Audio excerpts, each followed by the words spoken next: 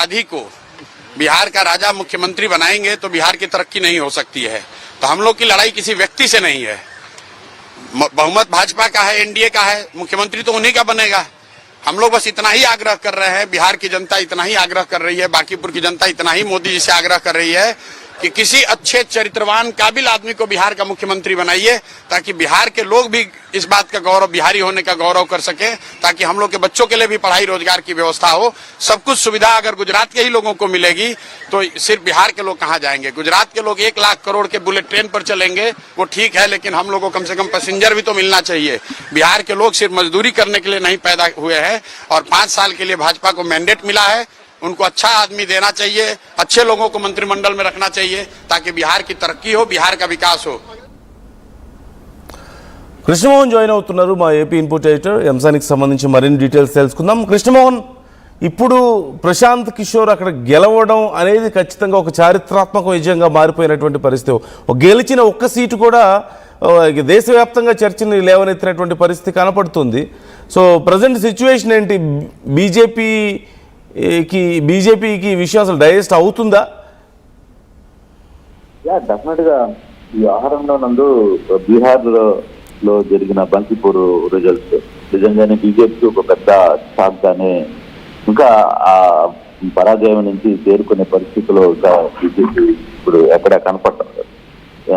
అందులో ఏంటంటే ప్రధానంగా చూసుకుంటే బీజేపీ జాతీయ అధ్యక్షుడు నితిన్ నబీన్ ఖాళీ చేసిన ఆ స్థానంలో జన్ స్వరాజ్ పార్టీ అధినేత, ఎన్నికల వ్యూహకర్త అయిన ప్రశాంత్ కిషోర్ ఘన విజయం సాధించడం చిన్న విషయం కాదు. అది బీజేపీకి ఒక కంచుకొట్ట. దాదాపుగా 1995 నుంచి ఈ నియోజకవర్గంలో బీజేపీ ఓడిపోవడం ప్రధానంగా ఇప్పుడే 12 సంవత్సరాలు దాదాపుగా ముఖ్యమంత్రిగా ఉన్న ఈ సమయంలో కూడా ఎక్కడ బీజేపీకి ఒక చిన్న మైనస్ అక్కడ లేదు. కానీ అటువంటి పరిస్థితుల్లో ఇప్పుడు దాదాపుగా 19,000 ఓట్లు, అంటే 20,000 ఓట్లతో ఓడిపోవడం అనేది ఇప్పుడు జీర్ణించుకోలేని పరిస్థితి కనపడుతుంది. అంటే వాస్తవానికి ఇక్కడ సామ్రాట్ చౌదరి ఈ ఎన్నిక ముఖ్యమంత్రి సామ్రాట్ చౌదరి బాధ్యతలు చేపట్టాక జరిగిన ఈ ఉప ఎన్నికల్లో అసలు ఈ ఫస్ట్ ఉప ఎన్నికల్లోనే బీజేపీ ఓడిపోవడం ఆ పార్టీకి పెద్ద దెబ్బగానే చూస్తున్నారు. కారణం ఏంటంటే ముఖ్యమంత్రి స్వయంగా దీన్ని సీరియస్ గా తీసుకున్నారు. అక్కడ సామ్రాట్ చౌదరి కూడా తీసుకున్నప్పటికి కూడా ఇది పూర్తిగా ఎన్నికల్లో బీజేపీ ఓడిపోవడం అనేది ఒక పెద్ద మైనస్. రెండోది బంకిపురాలో బీజేపీ అభ్యర్థి నీరబ్ కుమార్ దాదాపు 20,000 ఓట్లు వెనకబడిపోయారు ఆయన.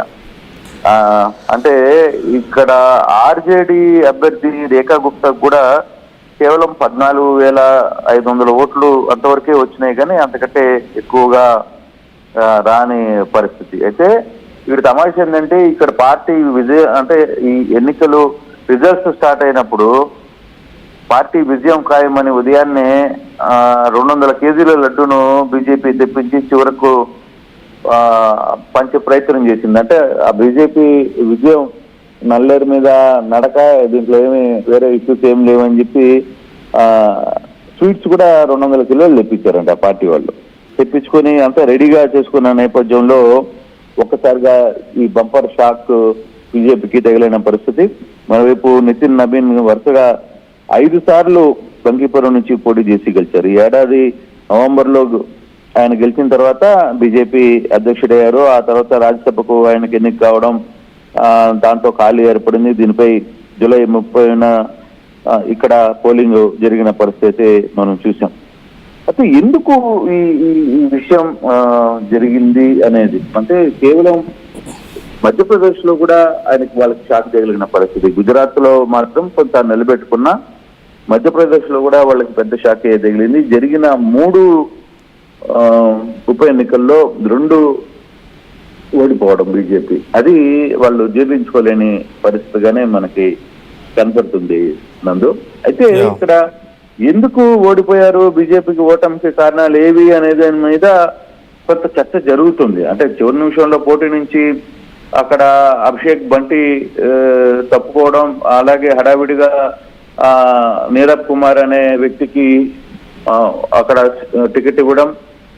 మూడవది ఏంటంటే ఇటీవల కాలంలో జంతర్ మంతర్ జరిగిన ఈ ధర్నాలో బీహార్ లో కూడా పెద్ద ఎత్తున సిజేపీకి మద్దతుగా వాళ్ళు ర్యాలీలు నిర్వహించడం, ఇవన్నీ కూడా కొంత ప్రశాంత్ కిషోర్ కి ప్లస్ పాయింట్ అయింది. మరోవైపు ముస్లింస్ ఆర్జేడీని కాదని పూర్తిగా ప్రశాంత్ కిషోర్ వైపు వెళ్ళడం అంటే అక్కడ ఎక్కడో ఒక శక్తిని డెఫినెట్ గా బీజేపీకి ఒక షాక్ ఇవ్వాలి అనుకుని ఇది జరిగిన పరిస్థితి. దీంతో ఇప్పుడు బీజేపీ ఈ ఓటమి నుంచి అంత త్వరగా బయటపడే పరిస్థితిలో కనపడడం లేదు. So right thank you Krishnamohan, thanks for the details. So మొత్తం మీద ఇప్పుడు జరిగినటువంటి ఈ ఎన్నికల్లో మాత్రం కొంత ప్రశాంత్ కిషోర్ గెలుపు అనేది ఇది కేవలం బీజేపీ ఓటమిగా మాత్రమే చూడలేం. ప్రశాంత్ కిషోర్కి కూడా తన రాజకీయ భవిష్యత్తుకి ఒక పునాది పడిందనే చెప్పొచ్చు. ఇన్నేళ్లుగా ఎన్నో పార్టీలను గెలిపించిన క్రెడిట్ ఆయన తీసుకున్నారు, కానీ ఆయనకు మాత్రం గెలవలేకపోయినటువంటి పరిస్థితి. ఒక్కటంటే ఒక సీటు కూడా 25లో గెలవలేకపోయారు బీహార్ అసెంబ్లీ ఎన్నికల్లో.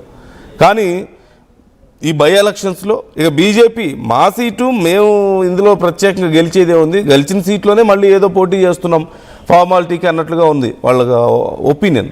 అలాంటి ప్లేస్లో మరొకసారి గెలవడం అనేది చాలా సంచలనంగా మారింది. మరోవైపు ఇప్పుడు గుజరాత్లో కూడా బై ఎలక్షన్స్ జరగడం మనం చూసాం. ఈ నేపథ్యంలో ఇక్కడ మొత్తం 3 చోట్ల బాంకీపూర్ బీహార్లో ఇప్పుడు ఇక్కడ ప్రశాంత్ కిషోర్ విజయం మనం చూస్తున్నాం. దాతియా మధ్యప్రదేశ్, అలాగే మంజల్పూర్ గుజరాత్, ఈ 3 చోట్ల కూడా బై ఎలక్షన్స్ జరిగాయి. ఇందులో గుజరాత్లో బీజేపీ విజయం సాధించింది, కానీ ఈసారి మెజారిటీ బాగా తగ్గడం కూడా ఇక్కడ మనకు కనిపిస్తుంది. అండ్ మధ్యప్రదేశ్లో జరిగినటువంటి ఈ బై ఎలక్షన్స్లో దాతియా నియోజకవర్గంలో ఘనశ్యామ్ సింగ్ గెలిచారు కాంగ్రెస్ నుంచి. సో మొత్తం 3 చోట్ల ఉప ఎన్నిక జరిగితే కేవలం 1 చోట మాత్రమే గుజరాత్లో మాత్రమే బీజేపీ గెలిచింది. అది కూడా గతంతో పోలిస్తే మెజారిటీ చాలా తగ్గడం కూడా ఇక్కడ మనం చూస్తూ ఉన్నాం. సో గతంలో 1,20,000 ఓట్లు వస్తే ఆ అభ్యర్థికి ఇప్పుడు కేవలం 55,000 ఓట్లు మాత్రమే వచ్చాయి ఈసారి గెలిచినా సరే. సో చాలా డ్రాస్టిక్ చేంజ్ కనిపిస్తుంది. మరోవైపు మధ్యప్రదేశ్ అలాగే ఇటు బీహార్లో పరిస్థితి ఎలా ఉందో మనం చూస్తున్నాం. ఒక చోట కాంగ్రెస్ గెలిచింది, ఘనశ్యామ్ సింగ్ గెలిచారు కాంగ్రెస్ మధ్యప్రదేశ్లో దాతియా నుంచి, అలాగే బాంకీపూర్ నుంచి ఇప్పుడు ప్రశాంత్ కిషోర్ మనం చూస్తున్నాం జన్స్వరాజ్ పార్టీ. సో మొత్తం మీద రీసెంట్గా జరిగినటువంటి ఇన్సిడెంట్స్, దేశవ్యాప్తంగా చోటు చేసుకున్నటువంటి పరిణామాలు, కేంద్ర ప్రభుత్వం మీద జరిగినటువంటి ఈ జన్జీ పోరాటం కానీ ఇవన్నీ కూడా కొంత ఇంపాక్ట్ చూపించాయి అన్నట్లు కనపడుతుంది. ఓ పక్క దేశ విదేశాలకు మోదీ వెళ్తున్నారు, ప్రపంచ విశ్వగురువుగా మనం ఎదుగుతున్నాం, ఆయన పెద్దన్నలాగా మారిపోయారు ప్రపంచ దేశాధినేతలు అందరికీ అని చెప్పేసి చాలా గొప్పగా బీజేపీ ఓవైపు ప్రమోట్ చేసుకుంటుంది. మీన్వైల్ జరుగుతున్నటువంటి ఉప ఎన్నికల్లో మాత్రం బీజేపీ ఇక ఏదో సామెత ఉంటుంది కదా, చావు తప్పి కన్ను లొట్టబోయిందని, అలాంటి పరిస్థితుల్లో 3 చోట్ల బై ఎలక్షన్స్ జరిగితే 1 చోట మాత్రమే గెలిచిన, అది కూడా తక్కువ మెజార్టీ, గతంతో పోలిస్తే చాలా తక్కువ ఓట్లు వచ్చాయి. So there is some mood change in public, ఏదో ఒక చిన్న చేంజ్ కనిపిస్తుంది. BJP is trying their level best. కొంత ఇంటర్నేషనల్ లెవెల్లో మనకున్న పాపులారిటీ మరింత 100 రెట్లు పెరిగింది, మోదీ పెద్దన్న అయిపోయారు, ఇక మనకు తిరుగులేదు, మనం తిరుగులేని శక్తి, విశ్వ గురువు, మన దేశంలో సాధించాల్సింది కాదు ఇక ప్రపంచంలో సాధించాల్సిన దాని గురించి భారత్